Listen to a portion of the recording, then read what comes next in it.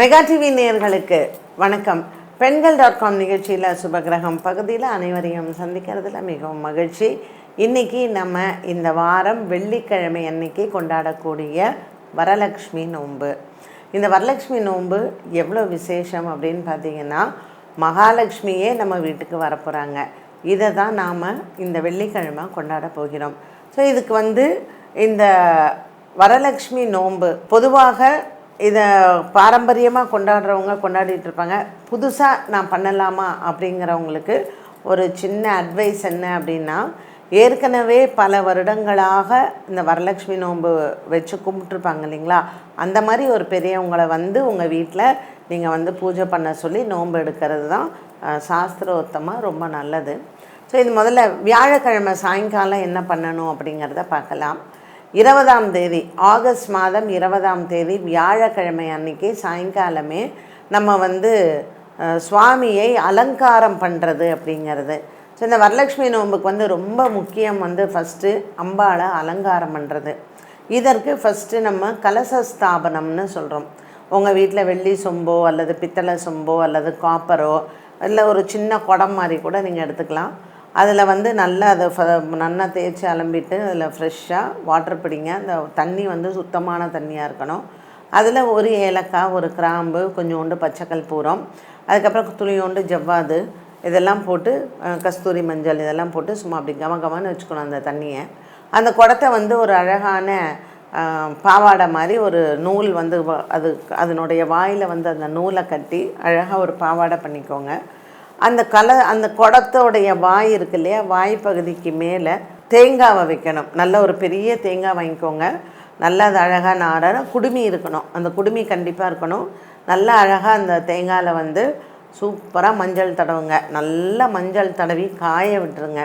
அது நல்லா காஞ்சதுக்கப்புறம் அந்த குடுமியில் நல்லா ஒரு சந்தனம், குங்குமம் எல்லாம் வச்சு அந்த தேங்காவை பார்த்தாலே மங்களகரமாக இருக்கும்.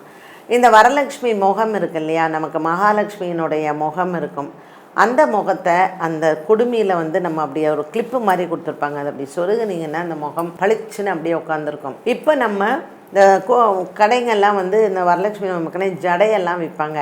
ஸோ அந்த அம்பாளுக்கு அழகாக அந்த நம்மளுடைய அந்த தேங்காய் இருக்கு இல்லையா, அந்த தேங்காய் பின்பக்கத்துலேருந்து அந்த ஜடையை நம்ம வச்சிட்டோம்னா அம்பாளுடைய முகம் இருக்கும் தேங்காய் முன்னாடி. அப்படியே அந்த ஜடை முன்னாடி போட்டு அழகாக அவள் உட்காந்துக்கிறான். இப்போல்லாம் கடைங்கள்லேயே ரெடிமேடாக அந்த உடம்பு விற்கிறாங்க. சில பேர் அதை வாங்குவாங்க. ஆனால் பாரம்பரியமாக நம்ம பழைய காலத்தில் பண்ண இந்த மகாலட்சுமி பூஜை இந்த கலசத்தில் இப்படி தான் வச்சு பண்ணாங்க.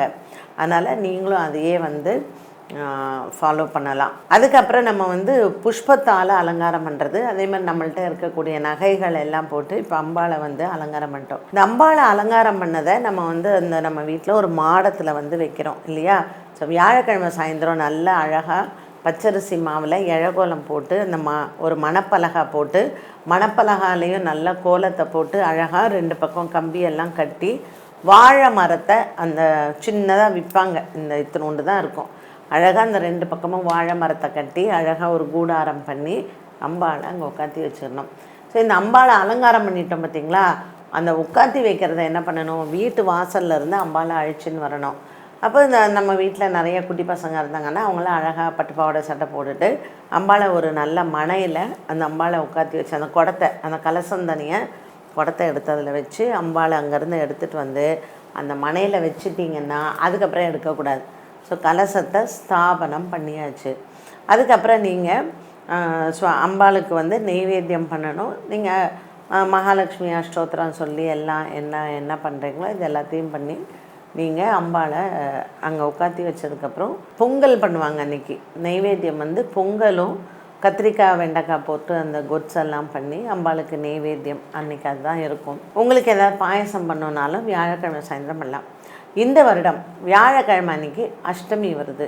ஸோ நிறைய பேருக்கு ஐயோ அஷ்டமியாக இருக்கேன்னா ரொம்ப விசேஷம். ஒரு அஷ்டமியில் நீங்கள் மகாலட்சுமி பூஜை பண்ணுறது அவ்வளோ விசேஷம். மற்ற நாள் வெள்ளிக்கிழமை பார்த்திங்கன்னா உங்களுக்கு நவமி திதி தான் வருது. அதனால் எந்த விதமான பயமும் வேண்டாம். இப்போ வியாழக்கிழமை லக்ஷ்மி பாரம்மா பாட்டு பாடி லக்ஷ்மியை கொண்டு உட்காந்து வச்சாச்சு. வெள்ளிக்கிழமை காலையில் ஆகஸ்ட் 21 காலையில் 9 to 10 நீங்கள் இந்த பூஜையை செய்யலாம்.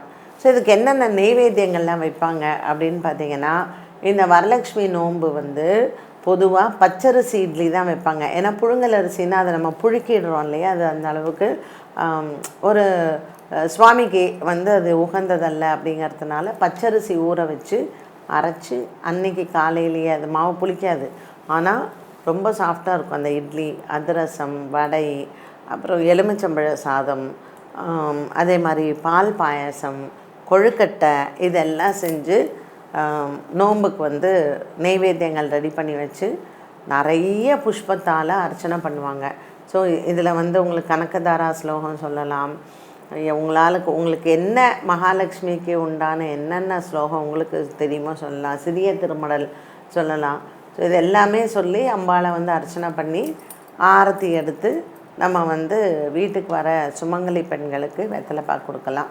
வெள்ளிக்கிழமை சாயங்காலமும் நம்ம சுமங்கலி பெண்களை கூப்பிட்டு வெத்தலைப்பாக்கு கொடுக்கலாம். வரலட்சுமி நோன்பு வெள்ளிக்கிழமை அன்றைக்கி காலையில் நம்ம லக்ஷ்மி பூஜை ஆரம்பிக்கிறதுக்கு முன்னாடியே எப்பொழுதுமே முழுமுதற் கடவுளான விநாயகரை நம்ம மறக்கவே கூடாது. ஸோ விநாயகர் பெருமானை ஃபஸ்ட்டு ஒரு மஞ்சள் பிள்ளையார் பிடிச்சி வச்சு நம்ம வந்து மஞ்சள் பிள்ளையாருக்கு தான் பூஜை பண்ணணும். பிள்ளையார் பூஜை முடிஞ்ச உடனே மகாலட்சுமி பூஜை பண்ணுறோம், அப்புறம் நெய்வேத்தியம் பண்ணுறோம், அப்புறம் சுவாமிக்கு ஆரத்தி எடுக்கிறோம். சரி, இந்த வரலட்சுமி நோன்பு ஏன் கொண்டாடுறோம், இதனுடைய புராண கதை என்ன அப்படின்னு பார்த்திங்கன்னா, ஒரு ஊரில் சாருமதி அப்படின்னு ஒரு பெண் வசித்து வர்றா. அவள் வந்து மகாவிஷ்ணுவினுடைய பயங்கரமான பக்தை. அதனால் மகாலட்சுமி தாயாருக்கு என்னென்னா ரொம்ப ஏழ்மையில் ரொம்ப வறுமையில் இருக்கக்கூடிய ஒரு பெண், ஒரு சராசரி குடும்ப பெண், ஒரு நல்ல மருமகள், ஒரு நல்ல மகள், ஒரு நல்ல தாயாக அவள் வந்து இருக்கிறா. அதனால் எல்லா வேலைகளையும் அவள் கரெக்டாக செய்கிறா. அதனால் மகாவிஷ்ணுவுக்கு ரொம்ப ஆசை அவள் மேலே, எப்படியாவது அவளுக்கு அவளுடைய வறுமையை தீர்க்கணும் அப்படின்னு சொல்லி மகாலட்சுமிகிட்ட சொல்கிறாள். உடனே லக்ஷ்மி தேவி அவளுடைய கனவுல போய் ஆவணி மாதம், இதை வந்து ஸ்ராவண மாதம்னு சொல்லுவோம், ஆவணி மாதம் பௌர்ணமிக்கு முந்தின வெள்ளிக்கிழமை நீ வந்து என்னை பூஜை பண்ணு, நான் உன் வீட்டுக்கு வரேன், இந்த வரலட்சுமி பூஜையை இப்படி தான் பண்ணணும் அப்படின்னு சொல்லித்தரா. இதில் முக்கியமாக வந்து இந்த நோன்பு சரடு கையில் கட்டிக்கிறதுன்னு ஒரு வழக்கம் இருக்குது. ஸோ அப்போ அம்பாள் வந்தது, மகாலட்சுமி தாயார் வந்து கனவுல சொல்கிறா, 9 முடிச்சுகள் போட்ட தோரண் இதை கையில் நீ கட்டிக்கணும், வலது கையில் கட்டிக்கணும் அப்படின்ட்டுன்னு. இதில் ஏன் 9 முடிச்சுகள் போடுறாங்கன்னா, நவகிரகங்களுக்கு அப்படிங்கிறது ஒன்று, ரெண்டாவது வந்து நம்ம அஷ்ட ஐஸ்வர்யங்கள்னு சொல்கிறோம் இல்லையா, புராணம் என்ன சொல்லுதுன்னா நவ ஐஸ்வர்யம் அப்படின்னு சொல்கிறது அஷ்டலக்ஷ்மிகளோடு சேர்ந்த, அதாவது நவலக்ஷ்மிகளும் நவ ஐஸ்வர்யங்களும் நவ கிரகங்களும் எல்லாருமே இவாளுக்கு ஆசீர்வாதம் பண்ணுறதுக்கு 9 முடிச்சுகள் அந்த மஞ்சள் கயரில் போட்டு அதை அந்த கலசத்தின் மேலே அன்றைக்கி பூஜையில் வச்சு அவங்க அந்த நோன்பு சரடை கையில் கட்டிக்கிறது. ஸோ வரலட்சுமி விரதத்தில் என்னெல்லாம் முக்கியம் அப்படின்னு பார்த்திங்கன்னா, கலசம், அதுக்கப்புறம் 2வது பூஜை, 3வது இந்த நோன்பு கயிறு, 4வது சுமங்கலி பெண்களுக்கு நீங்கள் கொடுக்கக்கூடிய தாம்பூலம். இது எல்லாமே இந்த 4 தான் ரொம்ப முக்கியமானது. ஸோ மகாலட்சுமி நம்ம வீட்டுக்கு வரா அப்படிங்கும்போதே நம்ம எவ்வளோ சந்தோஷமாக இருப்போம் அண்ட் எப்படியெல்லாம் வீட்டை வந்து சுத்தப்படுத்துவோம்.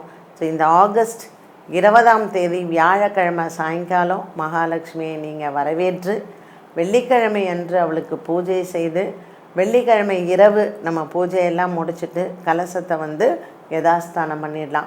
சனிக்கிழமை காத்தால் அந்த கலசத்தில் இருக்கிற நீரை வந்து வீட்டில் இருக்கக்கூடிய பெண்கள் குளிக்கணும். அது குளிக்கும் போது என்னென்னா, நம்ம குளித்து முடிச்சுட்டு கடைசியாக அந்த தண்ணியை விட்டுக்கணும். அந்த தண்ணியை விட்டதுக்கப்புறம் புதுசாக தண்ணி ஊற்றி குளிக்கக்கூடாது. ஸோ கலசத்தில் உள்ள தண்ணியை வந்து பெண்கள் அது வீட்டில் எல்லாம் தெளித்து விடுவாங்க. மறுநாள் மீதி இருக்கிறத அவங்க வந்து குளித்ததுக்கப்புறம் கடைசியாக அதில் நீராடுவாங்க. அதனால் இதுதான் மகாலட்சுமியினுடைய இந்த பூஜைக்கான அர்த்தம், புராண கதை எல்லாமே. என்ன நேயர்களே, இன்றைய Pengal.com நிகழ்ச்சியில் சுபகிரகம் பகுதியில் இப்போ வரக்கூடிய வரலட்சுமி நோன்பை பற்றி நீங்கள் தெரிஞ்சுக்கிட்டீங்க. மீண்டும் சந்திக்கும் முறை நன்றி, வணக்கம்.